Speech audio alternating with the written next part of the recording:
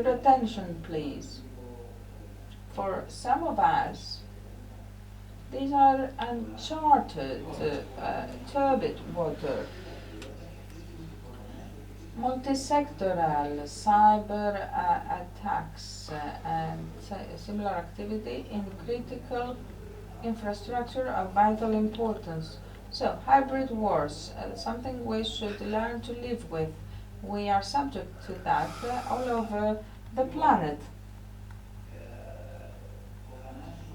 Thanasis Kosmopoulos, who comes from the Greek armed forces, I met him many years ago, is responsible for the protection of data and operational coordinator for the analysis of hybrid threats at the Ministry of Digital Governance. And he is a man of literature. He loves to write, and I love people who write, because, you know, people who read and write literature are people I really admire. Thank you very much, Thanasis.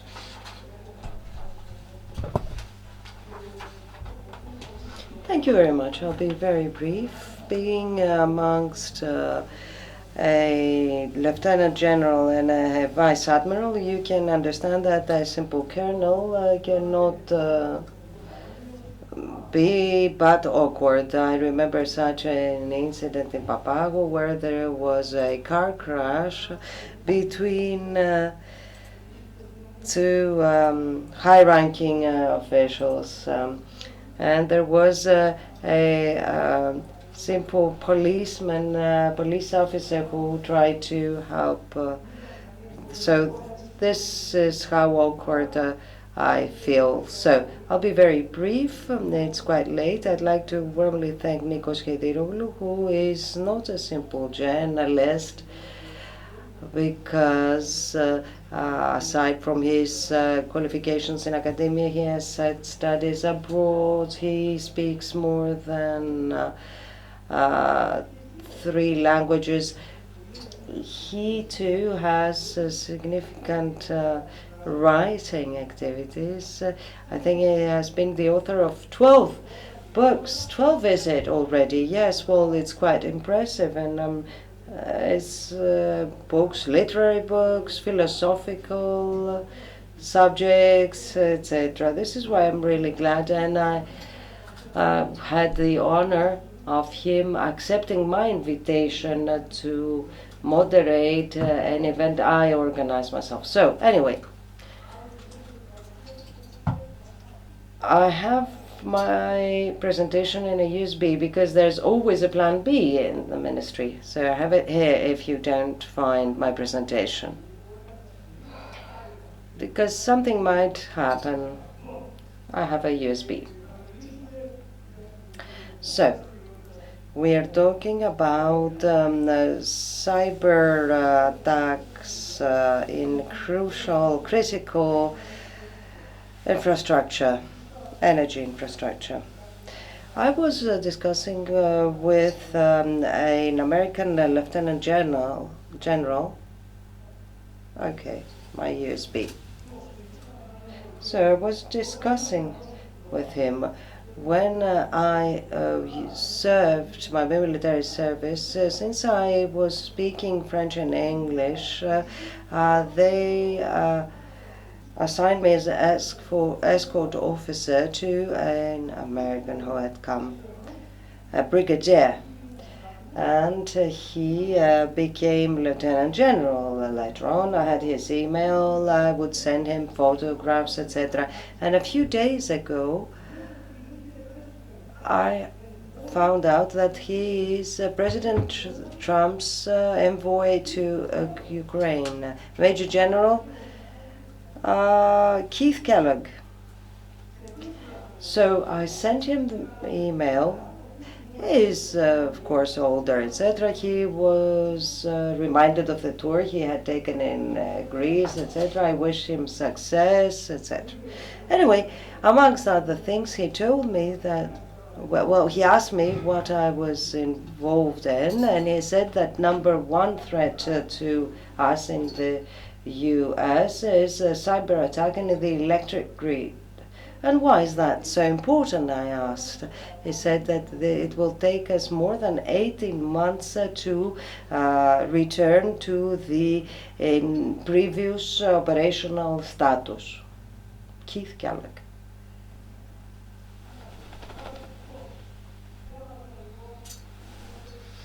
So, let's see what happens with energy infrastructure. Everything depends on energy. Even the flow of water depends on the power, on energy. Distilleries, oil distilleries, etc. Everything depends on energy. Communication, transports, IT systems. Even the operation of pipelines, natural gas pipelines, oil gas pipelines, etc., need to have power. This is where the heart of modern democracy beats. So we have seen some examples, and we know that such systems are vulnerable because they are old systems. Industrial IT systems, OT, the operational part, and not the IT. Not the IT we know in accounting departments or gov.gr, etc. The OT, the operational technology, is old, is obsolete, it's not renewed regularly. This is why it is vulnerable. This is why we have SCADA systems that are vulnerable. This is where the potential attackers target. And these might have terrible consequences. You saw what happened to Heathrow Airport, where a power substation was hit. There was a problem with a transformer, etc. There was no backup generator that would operate, etc. Train networks, railways, they are very in fashion as of late on the basis of info we get from our partners. We've seen saboteurs in Poland, for instance. They have attempted sabotages in railway networks, and at the same time cyber activity showing that there is no problem. And of course tolls in national roads, motor roads, etc. Telecommunications, the most important area, and this might affect the energy channels that could have repercussions in that part. With regard to maritime critical infrastructure, I have to tell you that there is a possibility to have cyber attacks of large vessels, bulk carriers, tankers, or LNG carriers. So there is this possibility. Shipping companies would claim that this can't be done. We had a bet with some people from the university in Crete, and we were able to demonstrate that they were able to control the rudder, the pressurization system of the LNG, etc. So this was a team of students in Crete with whom we have put a bet. There were several such attacks, and we have also offshore drilling platforms that are targets. As soon as we see them here in Greece, you'll know that they are a potential target. They depend on satellite communication. This is a vulnerable and very attractive target. There was a virus that caused Maersk container ships, transported, etc., huge damages. $300 million damage. 49,000 computers were infected. The whole system was blown to pieces, in fact. Navigating systems. We do have areas in the Baltic Sea. There are white zones where there is no GPS because someone is jamming there and spoofing the GPS. So those navigating in these waters don't know where they are. We have the AIS systems in our vessels that can be attacked, presenting false data. And also all vessel systems can be attacked. Therefore, we need to remember regarding mining and transportation of oil and natural gas systems and infrastructure that they are vulnerable. I refer to the SCADA systems. They are at the base of those pyramids. They are most vulnerable. We have risks to staff. We have disruption of the production and generation. This leads to economic instability. And of course, we have environmental impact. If something explodes or we do have a leak, you can understand that there is this aspect of environmental disaster, which is no negligible. We have pipelines and cables. You know, pipelines are always accompanied by fiber optics, etc., because this is necessary for maintenance, for service. There are networks for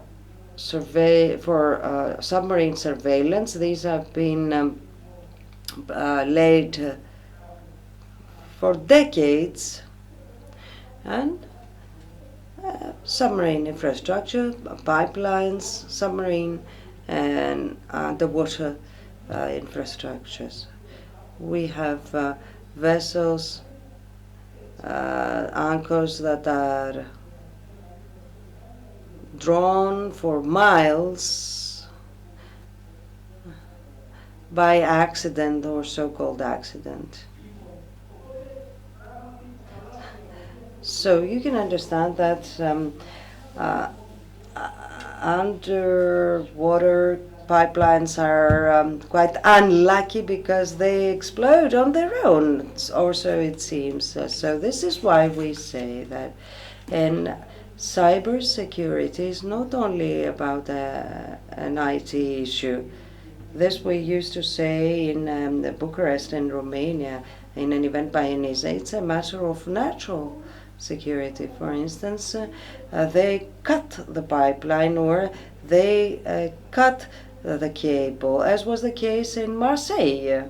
They didn't have internet, etc. So cables are a problem, a really significant problem. They usually follow the same path with the pipelines because laying the pipeline allows also the cable to be laid, and this is an activity that is concerning because this might also affect the security and safety of the pipeline, because we use such cables to control the system operation of the pipeline. So we are able to have surveillance for submarines, earthquake surveillance, quality of water, etc. All this is linked to national security. These are some of the most well-known methods. We have ransomware, where they lock data, and there are huge issues with that. Malware, that aims at disrupting industries and in general. Well, so far we would say that there are two kinds of companies: those that have been hacked and those that will be hacked in the future. Let me tell you what the current standing is. Companies that have been hacked and know it, and companies that are already hacked but don't know it. They are under continuous hacking, and data are passed on freely to the hackers. This is the distinction. So these are some methods, the DDoS attacks, etc. We experience them on a daily basis. We have 5.5 million to 6 million DDoS attacks on a daily basis. We try to become resilient, we have backup plans, we have recovered data because we have every day 95,000 malware produced. So one of this is bound to be successful. Phishing and social engineering. This is important because employees and executives of businesses involved in energy infrastructure should never answer emails they get from unknown sources. They should never open PDF files coming from unknown sources. And regarding citizens, speaking on behalf of the Ministry for Digital Governance, don't share your taxes codes with accountants, because there is a special approval and authorization process for the accountant to get your own passwords, codes, etc. Because the same password can be used for several other agencies and bodies, and we cannot ensure that accountants do have safety measures in place. There is a whole process. Of course, accountants don't want to have this because this renders visible their customers. Anyway, energy companies staff have given information willingly on the internet, on Facebook, etc. Well, there are measures to deal with that: firewalls, access controls, encryption, etc., in order for energy infrastructure to be secure. Human factor is important. 97% of successful attacks are because of human error, either intentional or random. For instance, someone may be recruited in order to execute such an attack. 97% of hacking in energy is due to the human factor. International cooperation, really important. The General also mentioned it earlier. It's important to have international cooperation. And finally, in conclusion, let me tell you that there is a continuous development. Cyber attacks and hybrid threats will always constitute a threat. In Romania, for instance, on March 8th, 2022, a week following the onset of the Russian invasion, 800 workstations of gas stations had been hit, and Rompetrol. This is one such incident. This was at 12 o'clock on a Sunday afternoon. In the afternoon at 6 o'clock, there was a huge campaign on Facebook and Twitter, according to which, due to technical problems in refineries and in gas stations, we expect to have an increase in price gas per liter, it will double. So you can imagine what happened in Romania. Everyone went out to get gasoline, and the next morning the hybrid attack became complete at 11 in the next morning. And there was a campaign according to which the Romanian government is incapable of securing flow of gasoline in the country, so it should resign. So you can understand the consequences of this hacking incident. Thank you very much, and I do apologize.